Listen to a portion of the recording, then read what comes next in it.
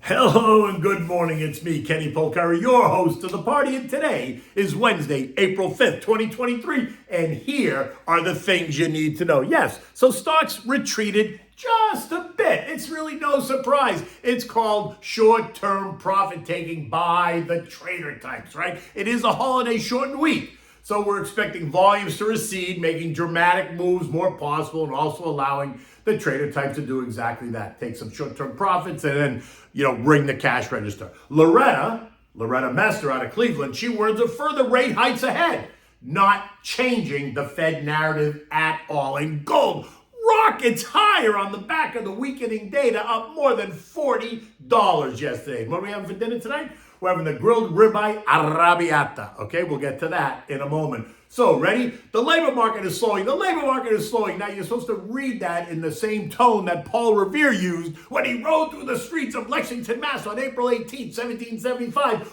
warning Samuel Adams and John Hancock that the British are coming. The British are coming. How was that? Was that okay? Okay, look. The JOLTS job opening survey, right, fell to 9.9 million in February, down from 10.8 last month, and below the expectation of 10.5 million jobs, suggesting that the labor market is cooling after a string of interest rate increases begins to finally maybe take hold. And don't forget, right, the coming crisis, the credit tightening conditions that are sure to come after the most recent banking crisis creates more stress on the system, and that's only going to add to the building job weakness and the economic weakness. This, after we learned that the other eco data continues to show signs of ongoing weakness. Monday's weak manufacturing PMIs both remain in contractionary territory. That's 5 months now. And yesterday's factory orders and durable goods orders coming in weaker than the expectation. It's a negative territory. All point to a weakening U.S. economy and economic outlook. So we remain in this wait and see mode, right? What will today's ADP employment report reveal, and what will Friday's non-farm payroll report reveal, right? Now, today's report is expected to show an increase of 210,000 new jobs or replacement jobs, while Friday's NFP report is expected to show an increase of 240,000 jobs. Unemployment is going to remain steady at 3.6%, a number that needs to rise if the Fed expects to see the economy really slow down, right? Average hourly earnings month over month up 0.3%, while year over year estimates are up 4.3%. In addition, consumer credit is expected to surge to $18 billion, up from $14.8 billion. And that is not because everyone thinks it's so great. It's because people are living on credit cards. So stocks snapped a 4-day winning streak as investors decided to take some money, investors and traders decided to take some money off the table ahead of the long holiday weekend, right? After the rally that we saw at the end of the quarter and last weekend at the end of the quarter. The Dow lost 200 points or 0.6%. The S&P lost 24 points, 0.6%. The Nasdaq down 64 points or 0.5%. The Russell lowered by 32 points, nearly 2%, while the transports gave up 255 points, nearly 2%. It's a traders-driven market, as so much of the weakness was seen in some of the sectors that had rallied going into the quarter end, right, just last week. Anything tech under pressure after some negative commentary, certainly out of both Morgan and JP Morgan, and that took some of the wind out of the sails. The XLK fell by 0.5%, though. Semiconductors, SMH, down 1.5%. Artificial intelligence, down 1.5%. Energy, which is soared, was down 1.8%, but this after we saw a rally, it gained 14.5% in 7 days.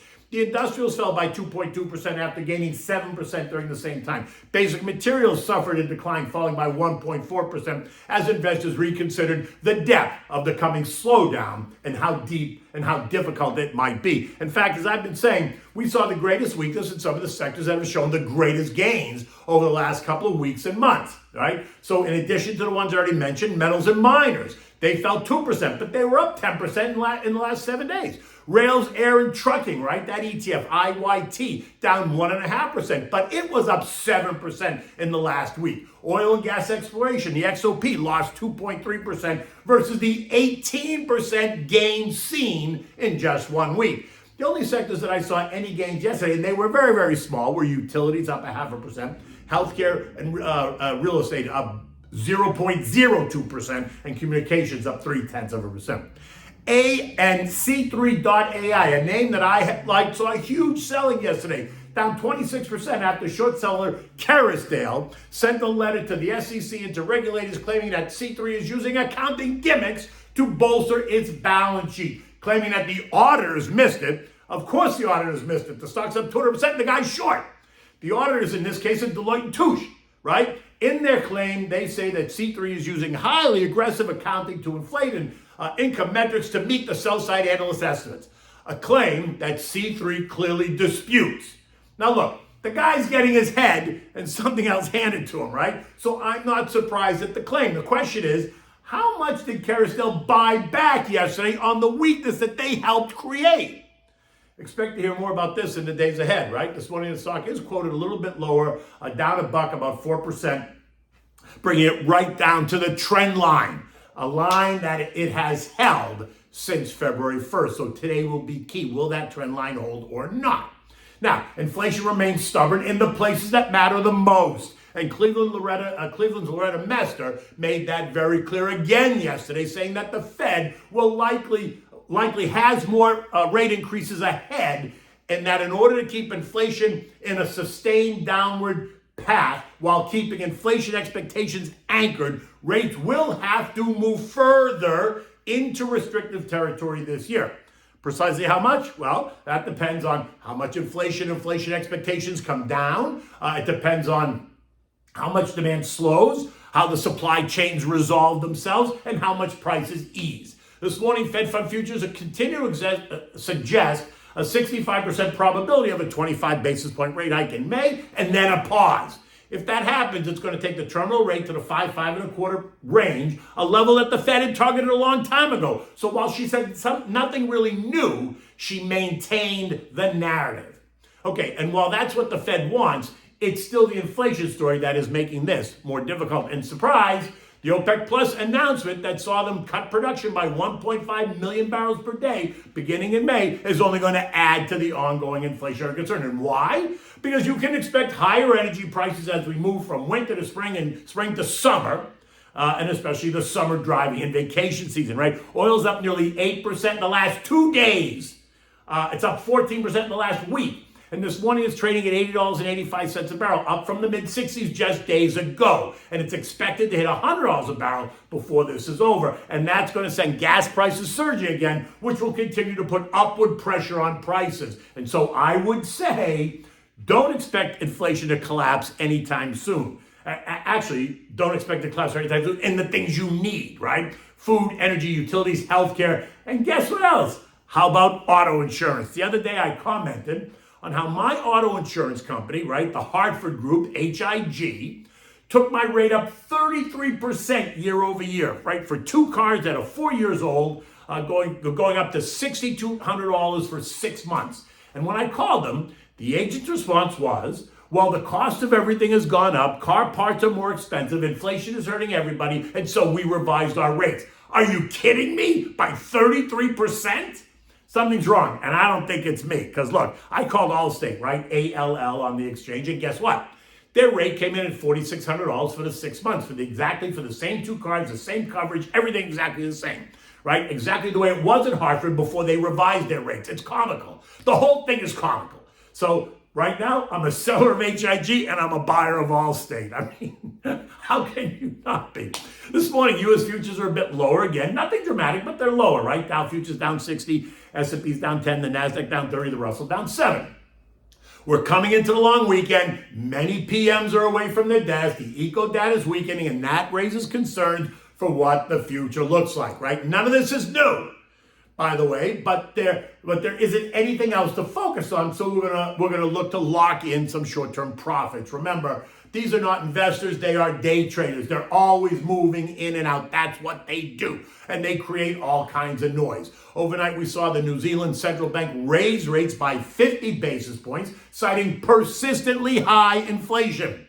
I can just hear you now. New Zealand, really? Yes, New Zealand. They're just another country that's seeing the ravages of inflation destroy their economy, a story we're hearing around the world. European stocks this morning are also a bit lower. Nothing dramatic, just a bit lower. Remember their holiday is Easter Monday, not Good Friday. There's no eco data today, and like many others, the action is just digesting the recent moves higher. At 6 o'clock this morning, we saw the Spanish market was up 0.4. The UK was up 0.3, while France, Germany, and Italy were all lower by about 0.4%. There was nothing dramatic going on. The bond market remains inverted, and guess what? It's going to remain that way for a while. So don't expect that part of the story to change at all. This morning, the 2 years yielding 3.8%, the 10 years yielding 3.36%, the 3 and 6 month bills are yielding 4.9 and 4.86 respectively. Gold rocketed higher yesterday on yesterday's weak economic data, betting that the May rate hike will be the last, which does not mean that June or July brings a pivot and a cut. No. It just means a pause, right? And she said that. They're going to pause. Gold rose by $40 or 2% to end the day at $2,038 an ounce after having tested and retested resistance at $2,000 over the last couple of weeks, a level I told you to keep your eyes on. Now we are significantly above it, and it appears as if it wants to test the March 2022 highs of 2,100, a level that I had as a year-end goal. So I have to ask, is it Christmas already? In any event, we're now in the 2,100 trading range, and if the economy continues to weaken, and if the Fed pauses, then gold has more room to run. So sit tight and enjoy the ride. The S&P closed last night at 4,100, down 24 points. Remember, we're in this vacation week, right? Passover and Easter, so volumes are going to decline. Asset managers are away from the desk, so they place buy orders well below the current levels and sell orders well above the current level just to take advantage if we have an outsized, exaggerated move in either direction while they're away. The rest of the action will be driven by the trading community. I suspect there's plenty of demand at the trend line, like I said yesterday, 4,025, and there's plenty of supply at the resistance line, which is around 4,200. Okay, what do we have for dinner tonight? We're having the grilled ribeye arrabiata. Now, arrabiata is the Italian word for angry. And it seems like everyone's just a little bit on edge, maybe even angry right now, right? This dish was created in Rome. The sauce is simple to make, and it gets its anger from the red chili pepper. Today, we're serving this over a grilled ribeye. Now, you can use any kind of steak you like. I just happen to like ribeyes. I like the marble in them. I like the fat in them. I like the way they taste. I think they're delicious. So that's what I'm using. Now, for this, you need olive oil, onion, garlic, red wine, sugar, crushed red pepper, or chili peppers if you want it really hot. I can't because I'm allergic. You need lemon juice, oregano, salt and pepper, crushed tomatoes, not puree, crushed tomatoes. You need tomato paste and chopped parsley for color, right? You want to light the grill, season the ribeye, massage it with a bit of olive oil, season it with salt and pepper. Set it aside until you're ready to cook it. Now, in a large saute pan, a deep saute pan, on medium high, heat up the olive oil, add the garlic, saute a bit, don't burn it. Now add the sliced onion, saute that too, 5 more minutes or so. Now add a half a cup of red wine, add a half a tablespoon of sugar, fresh squeezed lemon juice, about 1 tablespoon. You need some oregano, dried oregano. You need a bit of the tomato paste, not the whole can, just a bit. You need a 28-ounce can of kitchen-ready crushed tomatoes, not the puree. You need crushed red pepper or crushed chili pepper if you prefer it really hot, right? Bring it to a boil and then reduce it to simmer and cook for 15 or so. Bring it up, stir it all, mix it all together, and then reduce it to simmer and let it sit in the stove there for 15 or 20 minutes. Now, light the grill, get it really hot, right? Clean the grill with the brush, get it ready to go. Now, you want to cook the steak to your liking, 4 minutes per side, depending on the thickness of it. Take it off the heat. Slice it at a diagonal. Make it look really pretty when you set it on the plate. Enjoy this with a nice big mixed green salad. You know, put anything you want in it. I'll put tomatoes, red onions. I'll even put, in this one, I'll put pieces of fresh mutts I'll put in there. I'll put cucumbers, scallions. I might even put some chichi beans if I have them in the cabinet. If I don't, I'm not going to do it. And then fresh lemon, salt and pepper, dried oregano, and a little bit of fine olive oil. Toss it. That's about all this dish needs between the steak arrabiata and the easy, simple salad. That's all you need to make this delicious. And then complement it with the wine, right? So the red wine you use to cook should be the wine that you use to drink. In this case, I would use something a little bit more robust, like a Brunello di Montalcino. You could certainly use that. I mean, you can use use really any red wine you want, but for this dish, I use the Brunello di Montalcino. In any event, it's a beautiful day outside. It is Wednesday midweek. We've only got one more trading day before the weekend holiday. Until tomorrow, take good care.